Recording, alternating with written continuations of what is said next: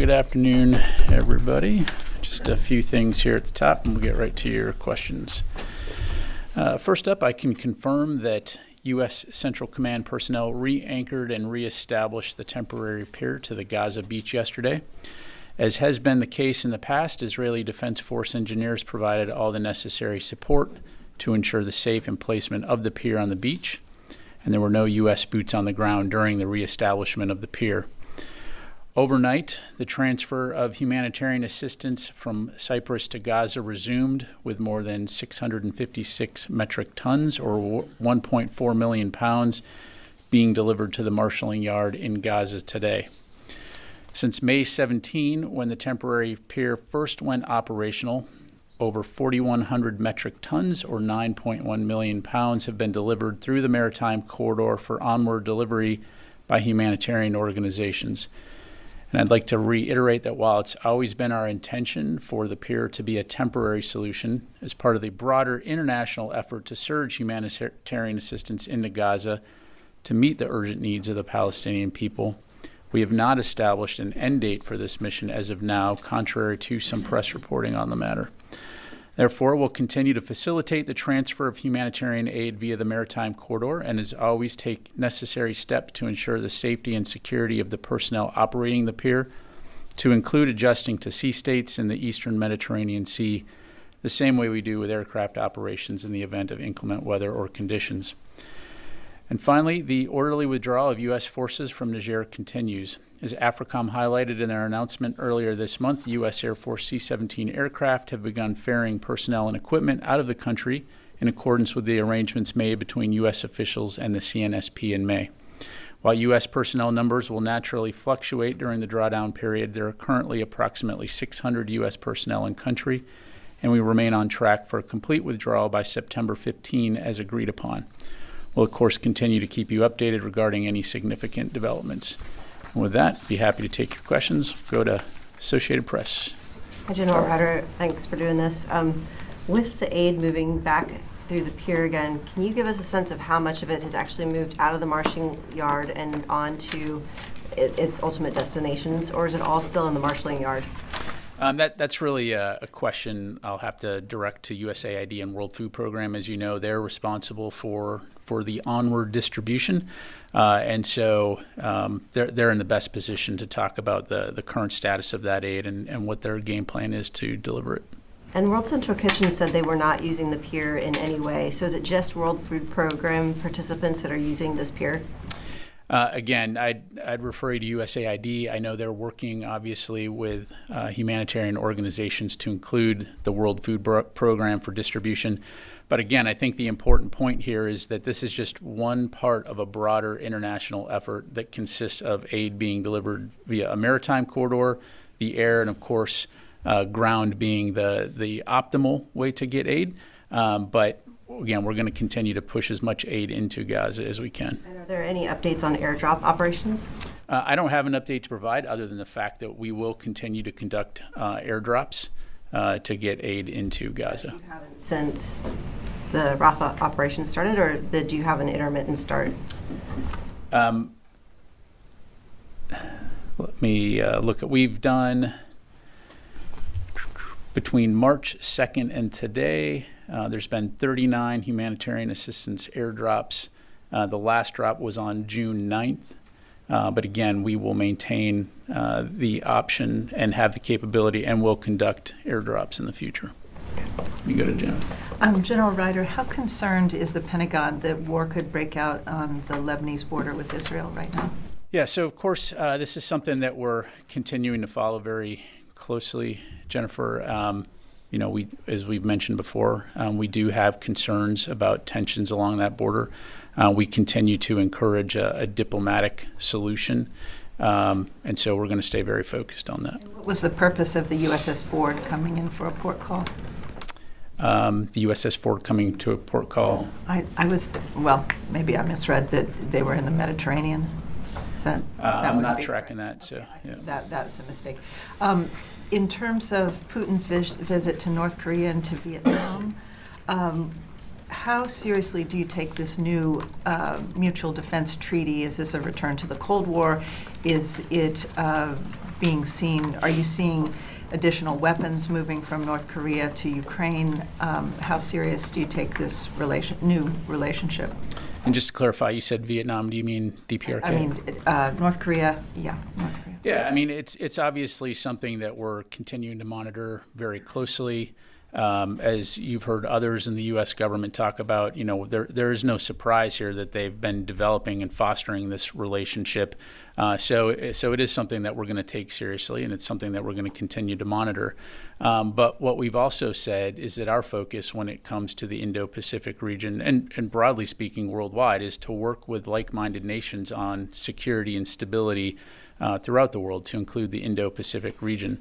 So we're going to continue to strengthen and bolster those alliances and those relationships with the idea that our focus is on peace, security, and stability, but certainly are also going to continue to keep a close eye on this. And in Vietnam, Putin said that Russia is considering changing its nuclear doctrine, its first use doctrine. Do you take that seriously, or is this just nuclear saber rattling? We've seen nothing at this point that would require us to change our own strategic forces posture. Again, it's not the first time that we've heard of reckless nuclear saber rattling. It's certainly irresponsible for countries that maintain these types of capabilities to make those kinds of comments. But again, I go back to what I said earlier, that our focus is on security and stability, not only in the region, but throughout the world. And so we'll continue to stay focused on that. Let me go here to CNN. Thanks, General Ryder. So National Security Advisor Sullivan said earlier this week that with regards to the policy allowing Ukraine to use U.S.-made weapons to strike over the border into Russia, that policy, quote, extends to anywhere that Russian forces are coming across the border from the Russian side to the Ukrainian side. So is that consistent with the Pentagon's understanding of this policy, or has the policy expanded beyond just that kind of narrow Kharkiv region that it was initially understood to be when this policy decision was made? Yeah, so there has been no change in the policy. And really, at the end of the day, this comes down to counterfire, right? And what you saw in the Kharkiv region as Russia was conducting its offensive was the massing of forces, artillery fire, preparatory fire into Ukraine as they conducted these operations. And so the ability to be able to fire back when fired upon is really what this policy is focused on. So again, as we see Russian forces firing across the border, the ability for Ukraine to fire back at those ground forces using U.S. provided munitions, it's self-defense. And so it makes sense for them to be able to do that. And that applies only to the border areas, or could it be further into Russia, or does that? Again, if you look back at kind of the early days of this war, and you had Russian forces that were, and still are to a large degree, but en masse within Ukrainian occupied territory, what you saw were force-on-force conflicts that were happening within sovereign Ukraine.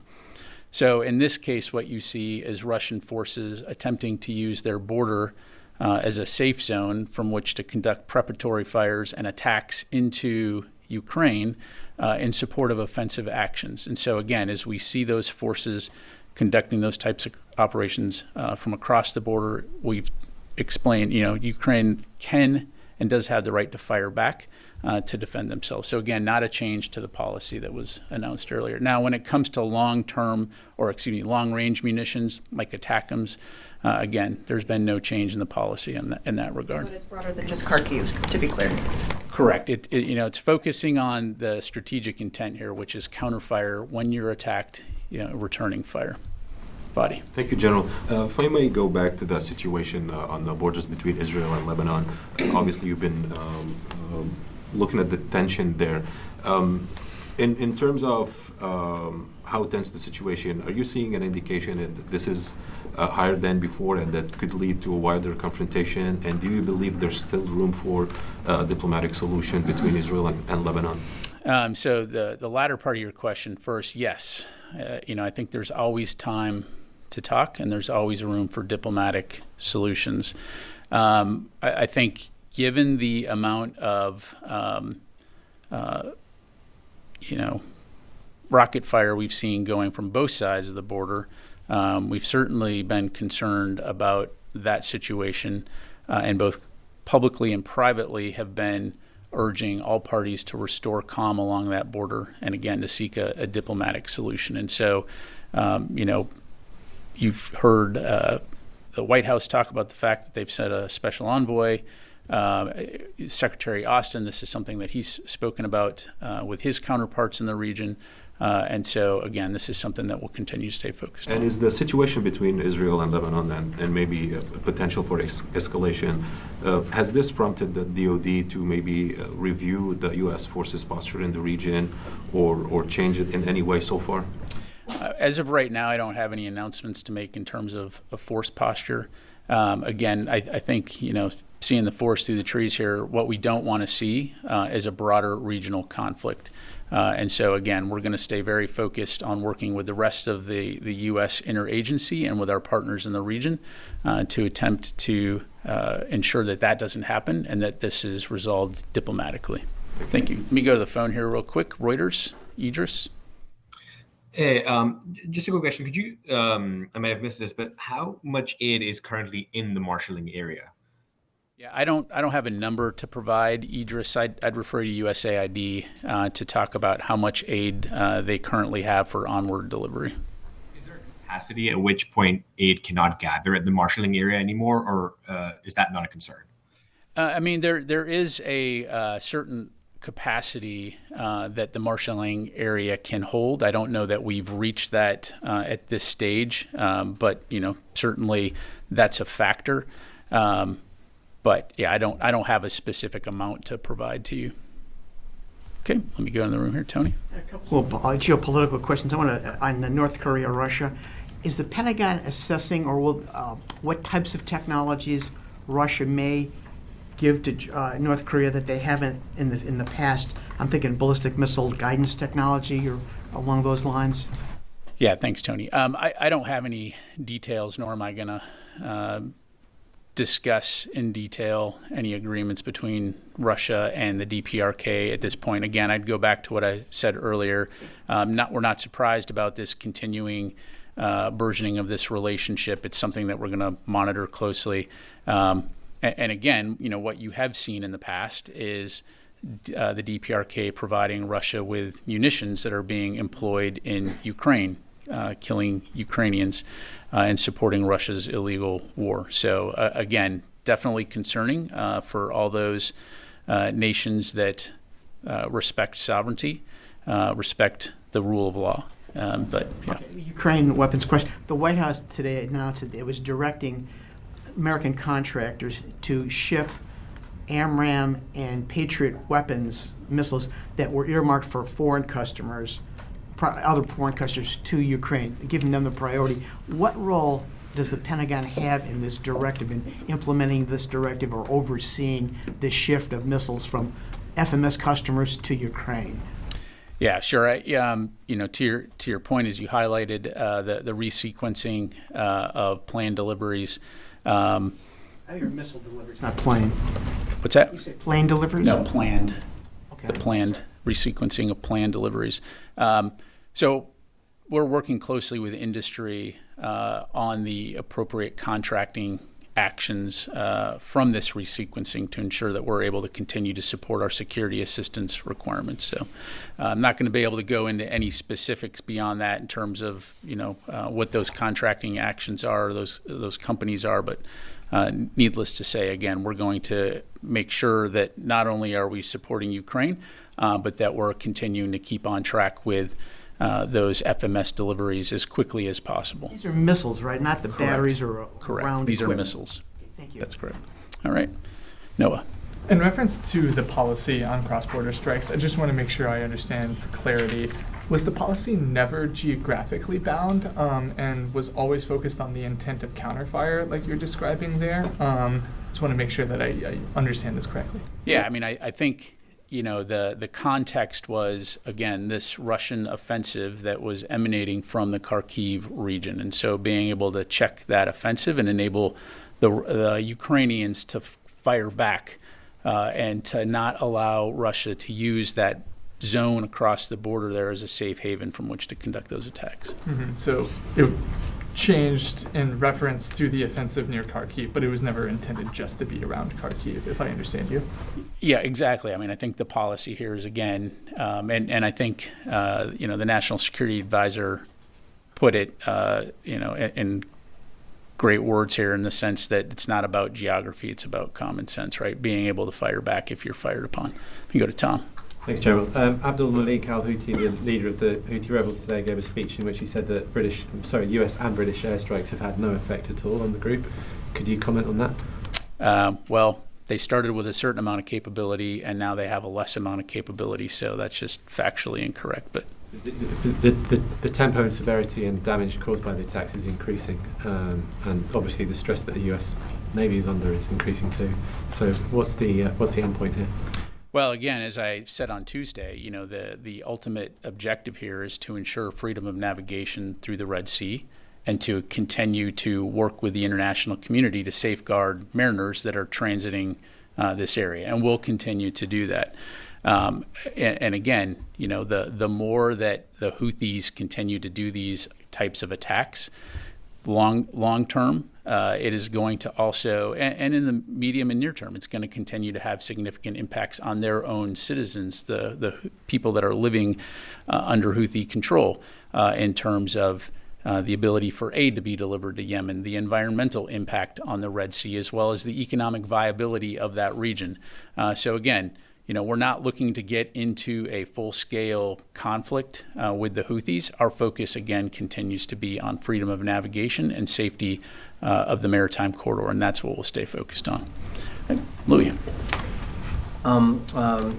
What is the department's comment on the situation that happened earlier this week in the Philippines at 2nd Thomas Shoal? The Philippine government has released video that shows a machete-wielding, knife-wielding China Coast Guard service members attacking these rigid hull boats belonging to the Philippines on a resupply mission. What do you have to say to that? And then I have a follow-up, please. Yeah, I mean, I kind of touched on this earlier this week, right? I mean, this kind of behavior, it's provocative, it's reckless, it's unnecessary. It's also antithetical to the PRC's claims about respect for sovereignty.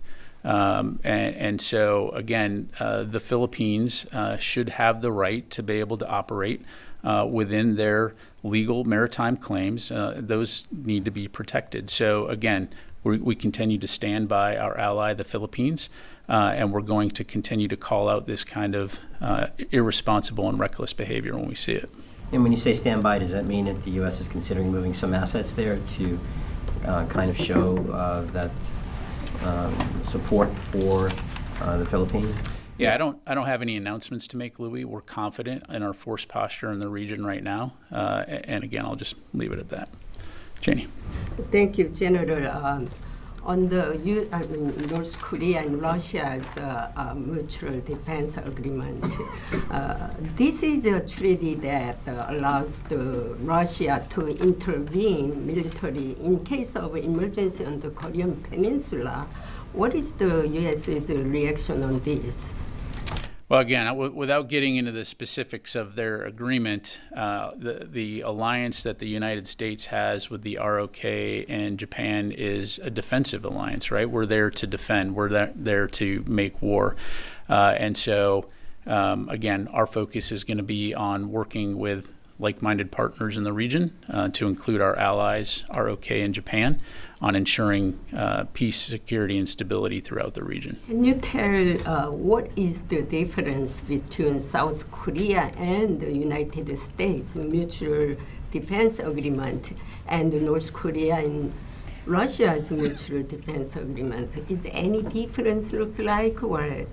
Well, again, I'm not going to do a comparative analysis here from the podium in terms of the various agreements, other than to say we've been very clear about our ironclad support for our ROK allies. But Kim Jong-un told President Putin he fully supported Russia's special military operation against Ukraine. And Putin promised military technology support, including fighter jets, to North Korea. What changed?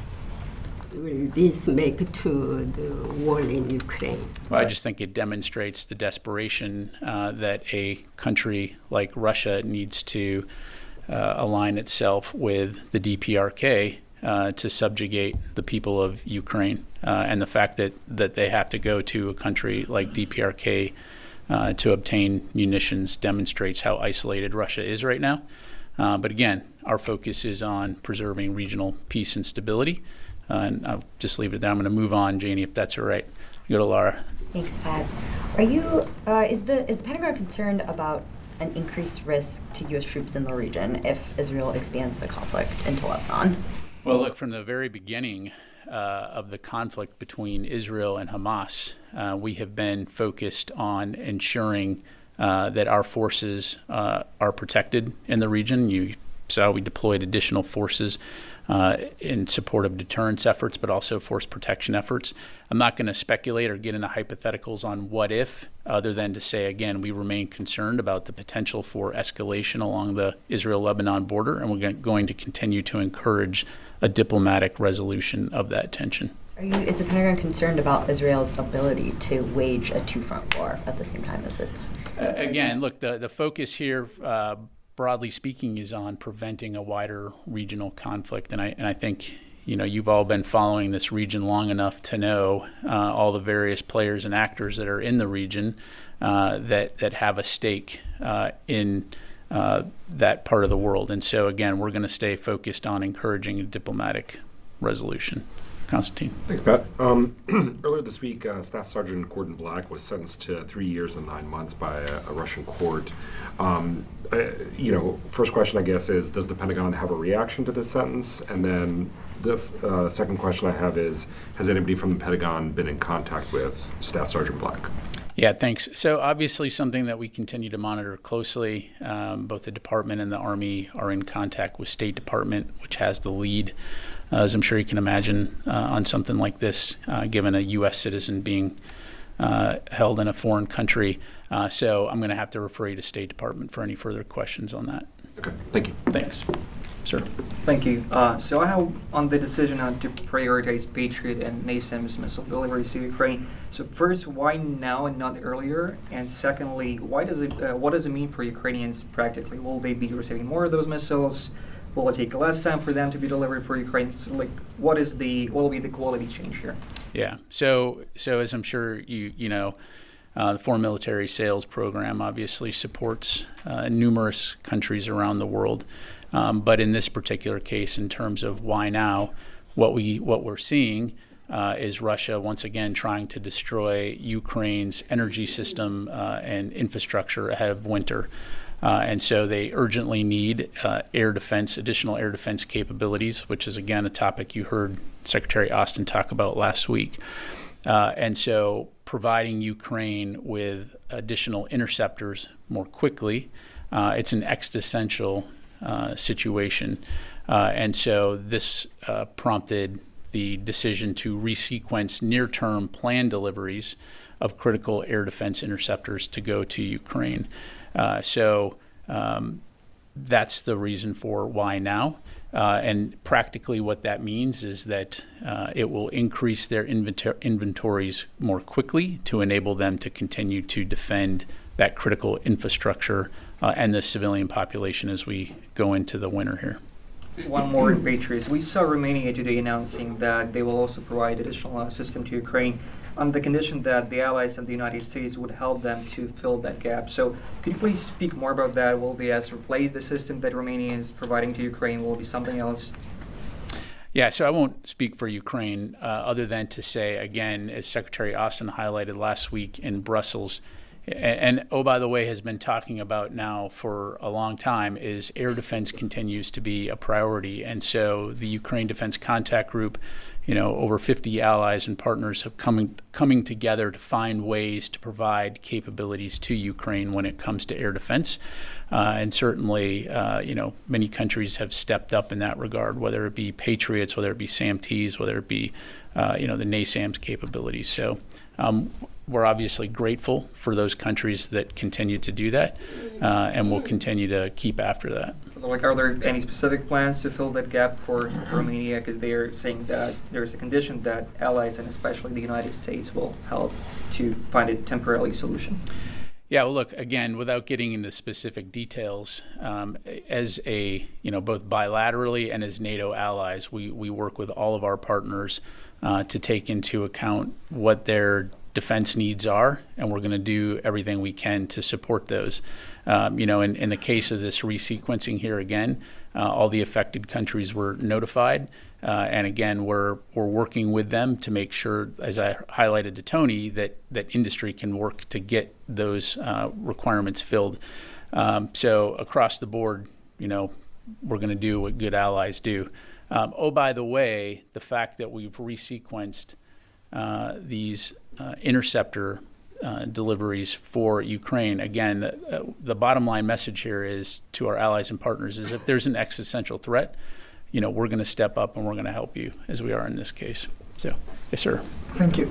Yesterday, Pentagon accurately DSCA said it will sell thousands of autonomous systems and other military supplies to Taiwan. But does the Pentagon concern about the backlash from China? And also, do you feel that Taiwan is adequately prepared for attack by China at this time? I'm sorry, can you repeat that last part? Last part is also, do you feel that Taiwan is adequately prepared for attack by China at this time? Yeah, so I guess the way I'd respond to that is, as Secretary Austin has said, we don't believe that an attack is either imminent or inevitable, and so I'll just leave it at that. Time for a couple more. Yes, sir. Thank you, General. Regarding again to the tension on the border between Hezbollah and Israel, there is some reports claiming that the Israeli officials have told the U.S. that they are planning to shift resources from southern Gaza to the northern of Israel in preparation for possible offensive against Hezbollah. So do you confirm these reports? Have you seen these reports? And from the last Tuesday, when the IDF has been approved operational plans for an offensive in Lebanon, since that approval, does the Israel ask for any new munitions or weapons from the U.S.? And what discussions the DOD had to try to de-escalate the situation there? Yeah. So, in terms of that press reporting, I'm not going to speak to potential Israeli operations or planning. I'd refer you to them to talk about their current status. Again, we've been very clear publicly and privately that we want to see calm restored along the border in our conversations with partners in the region, to include those in Israel and Lebanon. And again, I'm not going to get into hypotheticals or speculate on, if something could happen. Our focus right now is on preventing a wider regional conflict and on encouraging resolution of these tensions via diplomacy. So we'll continue to stay focused on that. And another one, would you give us an update about the status of these 2,000 pound bomb shipments that hold? Is it still on hold? And what about the other deal about the F-15 firefighters to Israel that already has been approved? Okay, that was 5 questions. Okay, so no change in the one shipment that we paused of the 2,000-pound unguided munitions. And as I mentioned on Tuesday, final determination on how to proceed with that shipment has not been made. As far as the press reporting on F-15 sales, as a matter of policy, we don't confirm or comment on proposed cases until they've actually been notified to Congress. So I'm not going to have anything additional. All right, we can do one more question. Yes, sir. Thank you, General. Last time the U.S. Central Command conducted an airstrike in Syria, according to CENTCOM, a senior ISIS official was killed. Do you believe ISIS still have a stronghold in the region, and how much it is a threat? We've talked about this in the past. So ISIS, as it exists in Iraq and Syria, has been greatly diminished from where it was 10 years ago. We have not seen an uptick in terms of ISIS activity, broadly speaking. That said, they do remain a threat, which is why, again, you continue to see the international coalition of which the U.S. is part, focused on working with regional partners to prevent a resurgence of ISIS and to ensure the enduring defeat of ISIS. And so it's one of those things that, again, as we've all seen, you can't take your eye off of it, or else, it can rear its ugly head again. And so we'll continue to stay focused, as CENTCOM was and is, vis-a-vis their news release. So, all right, thank you very much, everybody. Appreciate it.